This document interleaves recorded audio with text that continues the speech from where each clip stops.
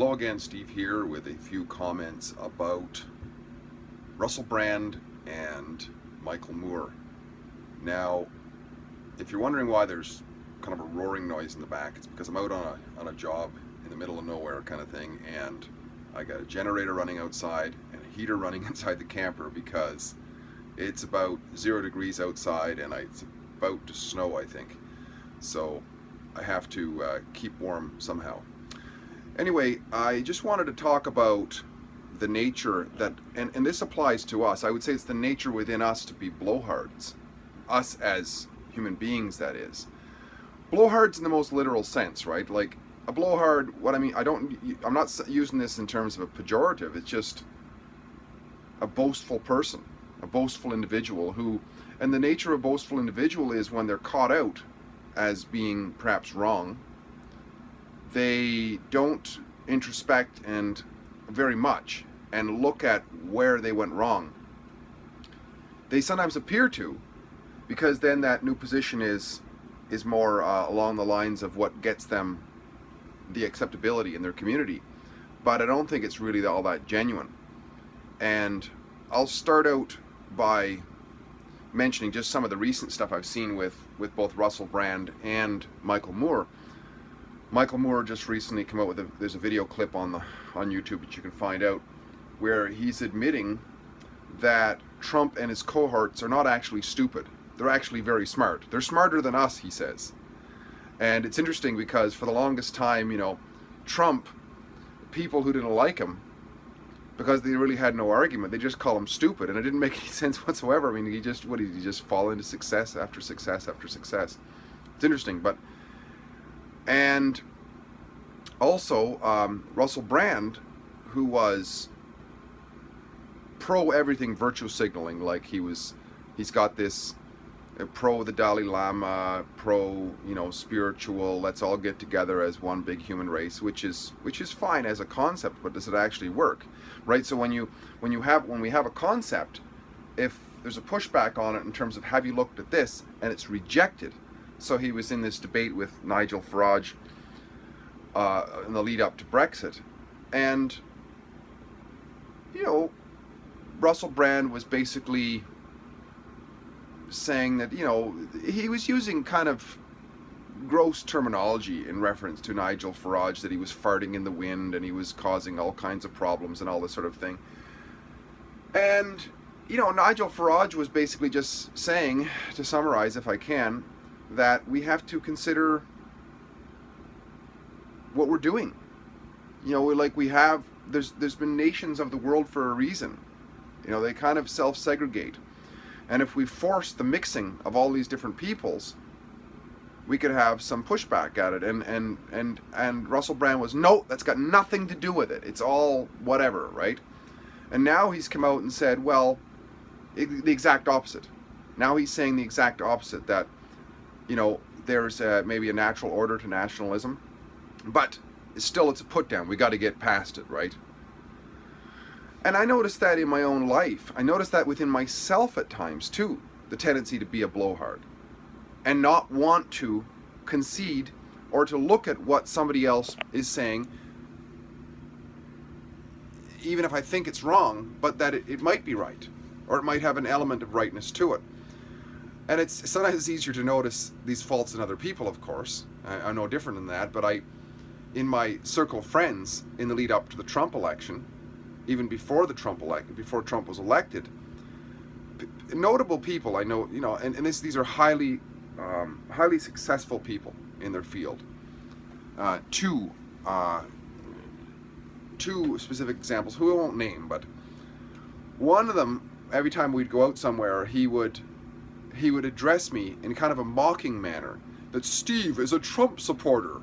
Ta ta ta kind of thing, like, what a silly man, because he wanted to get the reaction of the humor that was in that, like, what a silly concept, First of all, I was never a Trump supporter. I just happened to say that things like, if you think this guy is an idiot, I don't think you're really looking at it objectively. Like, I think he is actually serious. That was my point with Trump. I think he is actually serious. Whereas most people just thought Trump was in some sort of a circus show for himself. in this guy's case anyways. And this other guy, who's once again very, very accomplished in several of his fields that he works in similar concepts or conversations in the lead up to the election, it was just like, this guy's a complete fool, and you won't hear a thing about him after the election. He'll go back to doing what he does. And I remember asking, are you serious? Are you serious? But what I notice is that, and this is interesting, with this nature that we human beings have to be blowhards, when we're caught out as wrong, we will not necessarily say, oh gee, I was, how did you know that? Like, what do you know that, how did you arrive at the conclusion that this guy had a chance? I was completely wrong. Like, did I get phone calls after Trump won by these people who I've known for a while, saying, Steve, holy crap, I was completely broadsided here. No surprise. No, I didn't get any of that. Furthermore, I almost never hear from them anymore. Never hear from them anymore. In fact, one of the guys, he called me up not long ago, and he brought up some joke, some meme joke about Trump, right? And I'm a thinking guy. It's not like I defend Trump or whatever. It could be for anybody. And I just started asking him questions about it, and it started to go into this bit of a rabbit hole. And finally, you know what he said? He said, for our friendship's sake, we probably shouldn't go there. What? I said, you brought this up.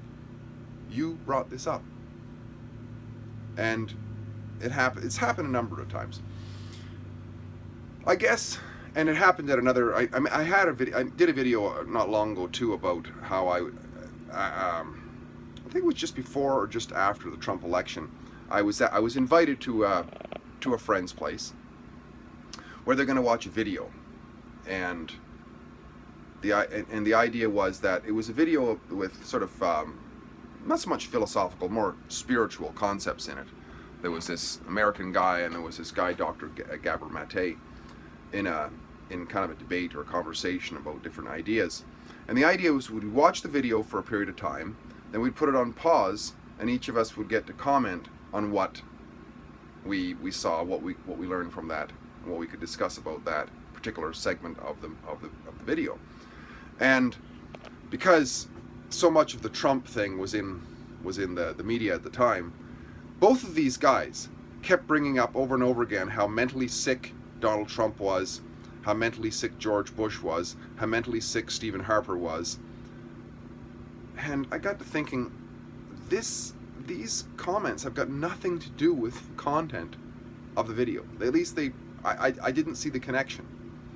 Because they could have brought up anybody. They could have talked about Obama's state of mental health. They could have talked about anybody else who was very famous at the time. But they picked certain people. So, and there was 4 people in the room, aside from me. And when they paused the video, everybody had a chance to comment. And then my comment was a question. I asked, why is it that both of these people, at different times in their conversations, both brought up Trump, Bush, Stephen Harper, all so-called right-leaning politicians? Why did they bring them up? Why didn't they bring up Obama or somebody else, or Clinton? Wow. Talk about a smackdown I got. And the meeting was done. It was done. It wrapped up fairly quickly thereafter. And aside from a few pleasantries exchanged since, I haven't heard from those people since. It's just amazing. It's just amazing. And the point was, and I was told I was negative. I was told that I talk too much. I was told that I like to put down leftists and socialists. And my comment was, I was invited here. I didn't barge into your house. I was invited to watch a video, and I was invited to comment on content in the video, which is what I've asked a question. And that was the end of it. So I think it's a very, for our quality of life, for our quality of life, I think that the commitment to truth, no matter where that leads us, even if it runs smack dab into our biases, is good for our mental health. I think it's good for our mental health because it has a way of chipping away at the false ego that we have, right? So we can say to our false ego, or our ego in general, hey, you know what? It's okay to examine this. And it has this, I find it has this relaxing tendency within that I don't have to be right. It's not about me. Truth can stand independent of me. And that has an amazing relaxation. I don't have to be right. I don't have to be confrontational. I can let people live in their own delusions, in their own fantasies, and move on.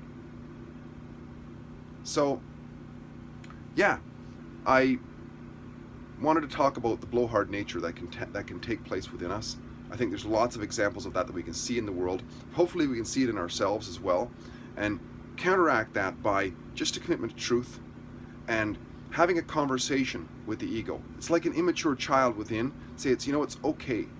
It's okay to let people say what they're going to say, and we can examine it through a systematic way and let it stand on its merit. It's not about them and it's not about us. It's whether something is true or false, consistent or inconsistent, and so on. Steve here again, great chatting. Hope to talk again soon. If you like what I'm doing, please like, subscribe, and comment, and apparently hit the bell. I don't know what that does. I think it allows you to know about when I updated more content. Talk again soon. Bye for now.